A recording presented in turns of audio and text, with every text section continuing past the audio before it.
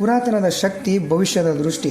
ಇದುವೇ ನಮ್ಮ ಕೊಪ್ಪಳ. ಮೊದಲ ಸಂಚಿಕೆಯಲ್ಲಿ ನಾವು ನೋಡಿದ್ದು ಕೊಪ್ಪಳದ ಆಧ್ಯಾತ್ಮ ಮತ್ತು ಪ್ರವಾಸಿ ತಾಣಗಳು. ಈ ವಿಡಿಯೋದಲ್ಲಿ ಇತಿಹಾಸ, ತಂತ್ರಜ್ಞಾನ ಮತ್ತು ಸ್ಪೆಷಾಲಿಟಿ ಬಗ್ಗೆ ತಿಳಿಸುವ ಪ್ರಯತ್ನ ಮಾಡ್ತೀನಿ. ಶಿಲಾಶಿಲ್ಪ ಮತ್ತು ಶಾಸನಗಳಲ್ಲಿ ಕೊಪ್ಪಳಕ್ಕೆ ಅಪ್ರತಿಮ ಸ್ಥಾನವೈತಿ. ಸಾಮ್ರಾಟ ಅಶೋಕನ ಶಾಸನಗಳನ್ನು ಹೊಂದಿರುವ ಗವಿಸಿದ್ದೇಶ್ವರ ಮಠ.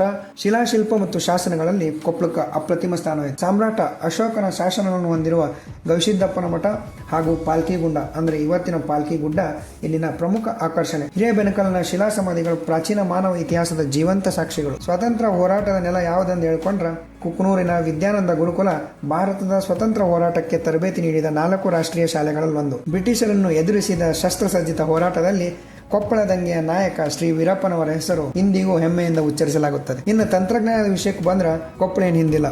ಏಷ್ಯಾದ ಮೊದಲ ರೈಸ್ ಟೆಕ್ನಾಲಜಿ ಪಾರ್ಕ್ ಅನ್ನುವಂಥದ್ದು ಏನಾರ ಇತ್ತಂದ್ರೆ ಅದು ನಮ್ಮ ಕೊಪ್ಪಳ ಜಿಲ್ಲೆಯ ಕಾಲ್ಟಗಿ ತಾಲೂಕಿನ ನವಲಿ ಗ್ರಾಮದಾಗಿರೋದು. ಇವೆಲ್ಲದರ ಜೊತೆಗೆ ಕೌದಿ ಕಲೆಯ ಕಸೂತಿ, ಕಿನ್ನಾಳ ಗೊಂಬೆಗಳ ಜೀವಂತ ಕಲೆ, ಕೊಪ್ಪಳದ ಸಂಪ್ರದಾಯದ ವಿಶಿಷ್ಟ ಶೈಲಿಗಳು, ಇತಿಹಾಸದ ಅದ್ಭುತ ವೈಭವ, ಸ್ವತಂತ್ರ ಹೋರಾಟದ ಸಾಹಸ, ಧಾರ್ಮಿಕ ತಾಣಗಳ ಪಾವಿತ್ರ್ಯತೆ ಮತ್ತು ಕಲೆ ಸಂಸ್ಕೃತಿಯ ಸಮೃದ್ಧಿ ಇವೆಲ್ಲವೂ ಒಟ್ಟಾಗಿರುವ ನೆಲವೇ ನಮ್ಮ ಈ ಕೊಪ್ಪಳ.